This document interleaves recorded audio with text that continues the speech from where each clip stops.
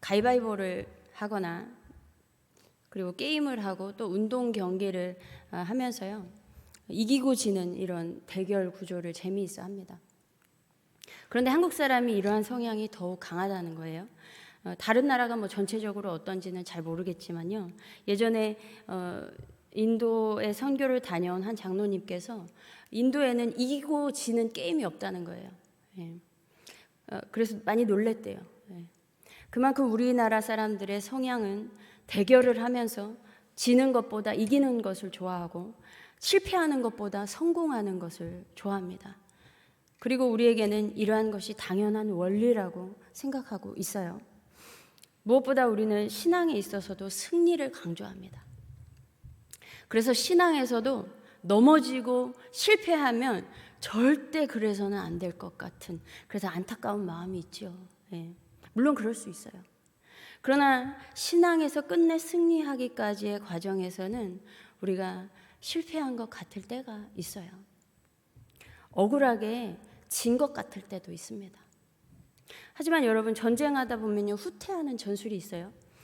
이스라엘이 아이성을 점령할 때 이와 같았습니다. 아이성을 처음에 점령할 때는 아간의 죄 때문에 졌어요. 모두가 졌습니다. 그러나 이제 두 번째 할 때는 이 아간의 죄를 정리를 하고 다시 두 번째 아이성을 점령할 때 여호수아가 군인들을 다 동원해서 이제 그 중에 용사 3만 명을 뽑아 밤을 틈타 보내면서 그들에게 이렇게 명령을 해요. 너희들은 성 뒤로 가서 성에서 너무 멀지 않은 곳에 매복하고 모두들 공격할 준비를 갖춰라. 나와 함께 있는 모든 군인은 그 성으로 접근하겠다. 아이성 사람들이 우리와 싸우려고 나오면 우리는 뒤돌아서 도망칠 거다. 그들은 우리를 뒤쫓고 우리는 그들을 성 밖으로 이끌어낼 것이다. 그들은 도망하는 우리를 보고서 자기들끼리 우리 앞으로 도망한다, 저 사람 저 봐라 도망간다 라고 할 거다. 그래서 우리가 그들 앞에서 도망하거든 너희는 매복하고 있던 곳에서 일어나서 그 성을 점령해라. 주 너희 하나님이 그 성을 너희의 손에 넘겨주실 것이다 라고 이렇게 이러한 후퇴 전술로 여호수아와 이스라엘 군대는 아이성을 점령합니다. 이렇게 어떤 승리를 하기 위하여 지는 것처럼 잠시 물러서는 것도 필요하다는 것이죠. 그러나 그것이 지는 것이 아니라는 거예요. 승리를 위한 방법 중 하나인 것입니다. 하나님 나라의 원리 역시 대부분 실패한 것 같을 때가 많아요. 아니, 오히려 하나님께서 실패할 줄 분명히 알면서도 그렇게 하신다는 것이죠. 누가복음 11장 49절에 하나님의 지혜가 일렀으되 내가 선지자와 사도들을 그들에게 보내리니 그 중에서 더러는 죽이며 또 박해하리라 하였느니라. 선지자와 사도들을 백성들이 박해하거나 죽일 것을 하나님은 알고 있어요. 그럼에도 하나님은 그 종들을 보내신다는 것이죠. 이것이 하나님의 지혜라고 하고 있습니다. 여러분, 지혜는 좋은 것이죠. 우리는 지혜 얻기를 원합니다. 지혜라는 것은 삶을 현명하게 극복해낼 수 있는 능력이에요. 이러한 지혜가 무엇인지에 대하여 잠언 8장에서 언급하는 것을 요약하면요, 지혜는 세상이 창조되기 이전부터 있었어요. 하나님은 지혜와 함께 세상을 창조하셨습니다. 또한 통치자가 다스릴 때, 재판관이 재판할 때, 이러한 때에 꼭 있어야 하는 것이 지혜예요. 지혜는 진주보다도 귀하대요. 지혜가 있으면 생명을 얻는다고 합니다. 하나님의 은총도 지혜가 있어야 얻는다라는 거예요. 이러한 지혜는 모든 면에서 뛰어납니다. 그래서 지혜만 있으면 세상을 살아갈 때 현명하게 대처하고 극복하며 살아갈 수 있을 것 같아요. 실패 없는 인생이 될 것 같고 손해보지 않는 인생이 될 것 같습니다. 그러나 하나님의 지혜는 실패한다는 것을 알면서도 그럼에도 백성들에게 계속 선지자를 보내는 거예요. 이것에 대하여 예수께서 비유하기를 주인이 포도원을 짓고 농부들에게 세를 주고 멀리 떠났다. 때가 되어 주인이 농부들에게서 소출을 받기 위해 종을 보냈더니 농부들이 그 종을 잡아서 때리고 빈손으로 보내는 거예요. 이에 다른 종을 보내었더니 또 때리고 능욕하는 거예요. 주인이 또 다른 종을 농부들에게 보냈더니 그들은 그 종을 죽였어요. 그래서 또 다른 종을 많이 보냈는데 더러는 때리고 더러는 또 죽이고 계속 이렇게 박해하고 죽이는 거예요. 이제 그 주인에게 단 한 사람, 곧 사랑하는 아들이 남아있어서 마지막으로 그 아들을 그들에게 보내며 말하기를 그들이 내 아들은 존중하겠지 하며 농부들에게 아들을 보냈습니다. 그러나 그 농부들은 이 사람은 상속자다, 죽여야 된다, 그래야 우리가 유산을 받는다라고 하면서 그 아들을 잡아서 죽이고 포도원 바깥에다가 내던져요. 이 비유처럼 이스라엘 역사 속에 하나님의 많은 선지자들이 하나님의 백성에게 맞기도 하고 죽기도 했어요. 심지어 하나님의 독생자 예수 그리스도까지 죽였습니다. 그럼에도 하나님은 이 모든 것이 하나님의 지혜래요. 어떤 본문에는 예수 그리스도가 하나님의 지혜라고 하고 있죠. 여러분, 예수 그리스도께서 이 세상에 오셨을 무렵 유대 땅은 많이 복잡했습니다. 팔레스타인 정치는 기원전 63년 이후 로마 제국이 주도했어요. 로마는 이스라엘을 잔혹하게 파괴했습니다. 그래서 로마에 대하여 반역하는 자들이 일어나면 그들에 대한 경고로 공공도로에 수백 명의 사람들을 십자가에 달아놓았어요. 마을 전체를 학살하고 많은 사람들을 노예로 잡아갔습니다. 그러는 중에 기원전 37년에 헤롯 대왕이 로마의 꼭두각시 왕으로 팔레스타인에서 권력을 잡아요. 헤롯 대왕은 로마와 유대인 사이에서 줄타기를 잘해서요, 로마 황제도 만족시키면서 왕권을 유지해 갑니다. 그러다가 헤롯 대왕이 죽어요. 그 이후 팔레스타인은 세 아들에게 분할이 됩니다. 그래서 우리가 분봉왕이라고 하죠. 이러한 시기에 이전부터 로마에 저항하는 운동은 계속 있어 왔어요. 유대인들이 계속 저항하는 거예요. 그러나 헤롯 대왕이 죽은 이후에 이 저항은 더 거세졌습니다. 그래서 이렇게 예수님 탄생 전후로 보면요, 이 저항 운동이 끊임없어요. 예수께서 빌라도 앞에서 재판을 받을 때 사람들이 바라바를 풀어달라고 하잖아요. 근데 당시 바라바는요, 정치적으로 저항했던 인물로요, 유대 민중들은 예수보다 덜 위험한 인물로 봤다는 거죠. 또한 예수님 옆에 십자가에 매달린 두 명의 강도, 우리는 강도라고 되어 있어서 일반 그런 강도가 아니라 사회적 도적들, 정치범들이에요. 그러니까 우리나라로 말하면 홍길동과 같은 그런 그 시대에 그런 사람들이었던 거죠. 로마에 저항했던 사람들이에요. 반면 상류층의 유대 지도자들은 은밀하게 로마에 협력했습니다. 그렇게 함으로 인해서 로마는 그들의 지위와 소유를 보호해줬어요. 또한 종교적으로 대제사장은 유대 종교 제의 문제에서 뿐만 아니라 로마인들과 정치적 교섭을 하는 핵심적인 역할을 하는 위치에 있었어요. 이러한 대제사장, 그리고 이들이 속해 있는 사내들인 공의회 밑으로는 제사장들과 레위인들, 일반 행정 업무를 보는 사람들, 율법교사와 같은 사람들, 이들이 약 1만 7천여 명의 사람들이 있었어요. 그 외에 종교 정치적 당파로는요, 사두개파, 바리새파가 있었죠. 이들은 토라를 이해하는 방식으로 인해 종파가 나뉘었습니다. 사두개파는요, 문서화된 토라, 이 토라가 모세오경이에요. 그 권위만 인정했어요.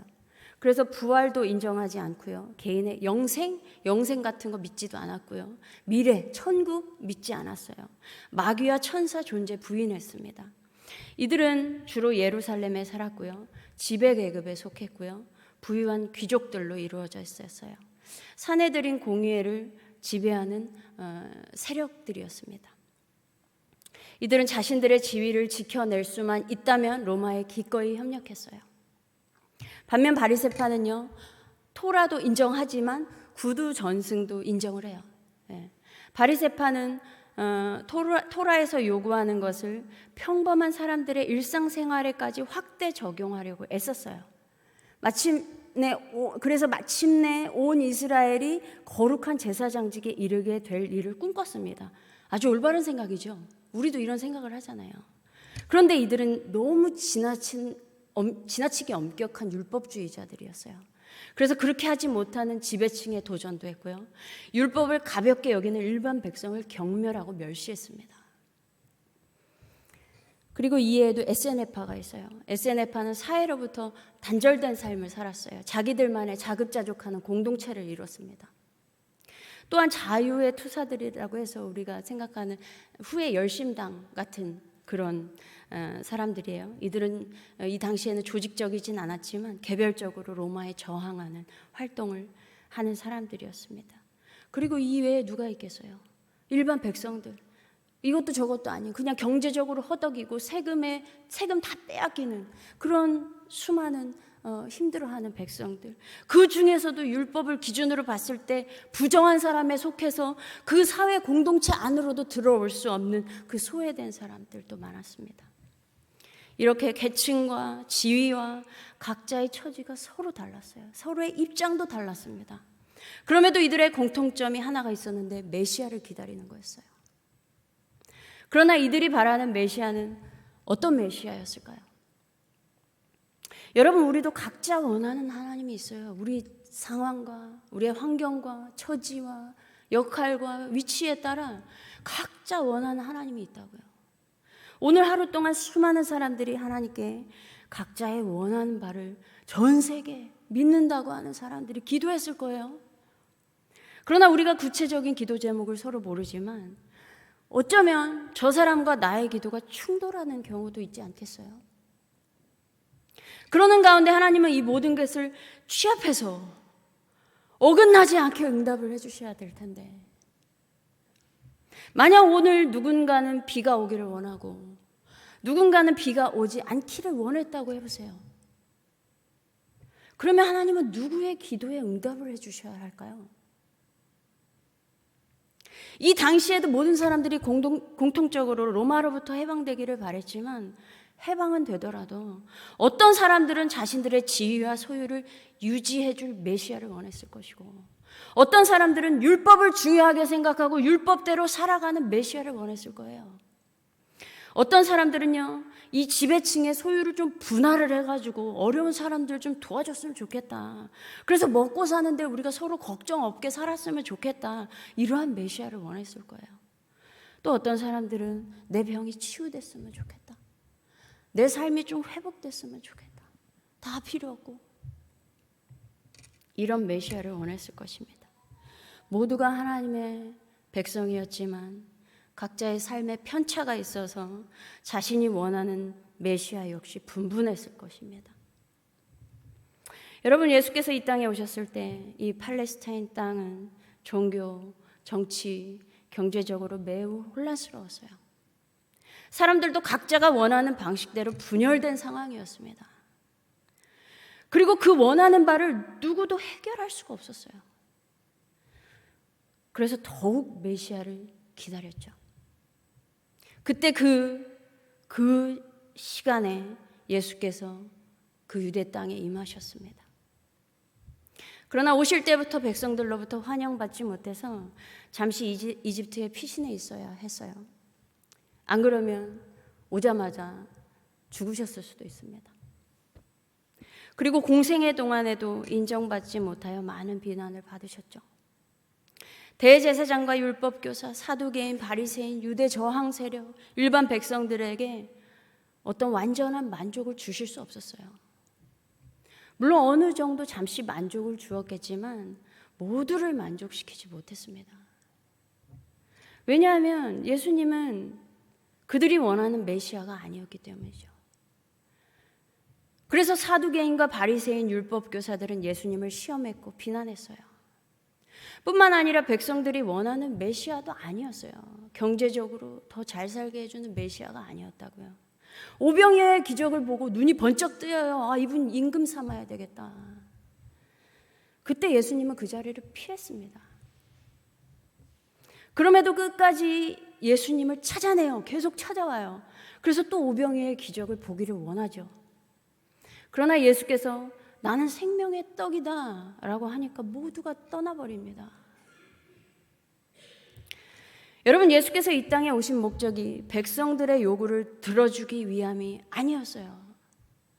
그러면 이 땅에 왜 오셨는가라는 것이죠.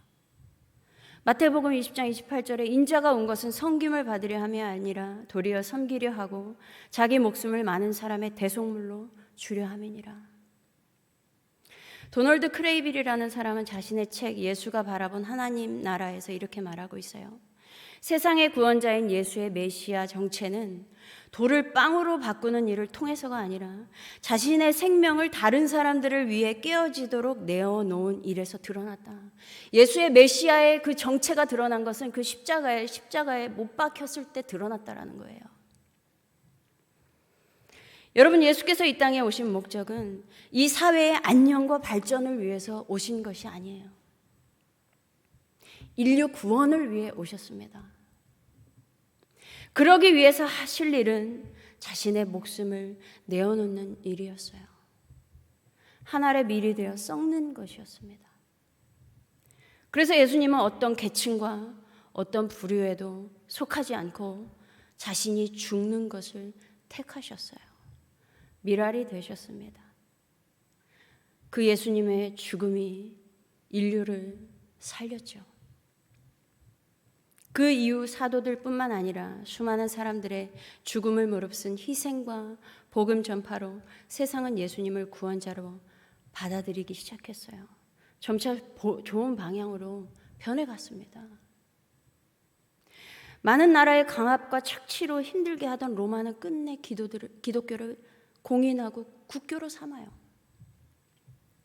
우리가 볼 때 굉장히 더딘 것 같지만 예수님의 죽음과 더불어 믿는 자들이 자기 십자가를 지고 살아가는 그 희생으로 그러한 곳에 복음이 들어가고 변해가기 시작하는 거예요. 여러분, 이 시대에도 우리는 각자가 원하는 하나님의 역사하심이 있을 거예요. 이렇게 역사해 주셨으면 좋겠다라는 원하는 것이 있을 것입니다. 그러나 우리가 사순절을 보내면서 예수께서 이 땅에서 행하신 일을 다시 묵상했으면 좋겠습니다. 왜 예수님은 당장 우리가 원하는 세상으로 변화시켜 주지 않으시고 자신이 십자가에 못 박히실 것을 알면서도 왜 이 땅에 오셨는가? 왜 그러한 죽음이 하나님의 지혜라고 하는 것인가? 다시 한번 깊이 묵상하는 시간이 되기를 바랍니다. 더 나아가서 예수님은 우리에게도 자기 십자가를 지고 예수님을 따르라고 말씀하고 있어요. 여러분, 이러한 십자가의 길은 낮춰야 높아지고 져야 승리하고요, 죽어야 살게 됩니다. 썩어야 열매 맺는 거예요. 이것이 또한 하나님 나라의 원리이기도 합니다. 시간이 조금 더디게 느껴지더라도 그럼에도 지금 우리가 이렇게 살아가야지만 세상은 예수님을 받아들이게 될 거예요. 우리가 이렇게 해야지만 우리가 바라던 더 나은 세상을 보게 될 것입니다. 그곳에 하나님의 나라가 임하게 될 거예요. 그리고 그렇게 해야지만 앞으로 우리 아이들이 살아갈 세상이 더 나아지는 거예요. 그러므로 이번 사순절에 예수님의 십자가의 길이 또한 나의 길이 되기를 바랍니다. 때로는 그 길이 고되고 힘들어요. 네. 그래서 넘어질 때도 있을 거예요. 예수님도 십자가 짊어지고 골고다 언덕을 오르시면서 여러 번 넘어지셨어요. 우리라고 왜 넘어지지 않겠습니까? 왜 실패하지 않겠어요? 그러나 실패한 것 같고 억울한 순간이 있을지라도 내 십자가를 버리지 마시기 바랍니다. 내 십자가는 내가 짊어지고 하늘의 밀로 썩어져서 많은 열매를 맺는 한성교회 되기를 소망합니다. 기도하겠습니다. 하나님 아버지, 예수께서 걸어가신 그 십자가의 길을 묵상하는 것이 그저 우리의 생각에만 머물지 않게 하여 주시옵소서. 그것을 우리의 가슴으로 느끼고 그 길이 나를 위해 가신 길임을 내가 다시 한번 깨닫게 하시며 또한 그것에 감격하게 하시고 또한 우리에게 주신 그 십자가를 짊어짐에 있어서 하나님, 그 길이 때로는 고되고 힘들지만 그래서 넘어질 때도 있고 실패를 경험할 때도 있지만 그럼에도 불구하고 의인은 7번 넘어질지라도 다시 8번 일어나는 그 은혜를 경험하게 하셔서 끝까지 그 일들을 감당하며 나아갈 때에 하나님께서 이 세상을 변화시켜 가는 그 모습들을 보게 하시고 정말 썩어져야지만이 열매 맺는 그 열매들이 우리의 그 미랄의 삶을 통해서 보게 하여 주시옵소서. 감사드리며 우리 주 예수 그리스도의 이름으로 기도드립니다. 아멘.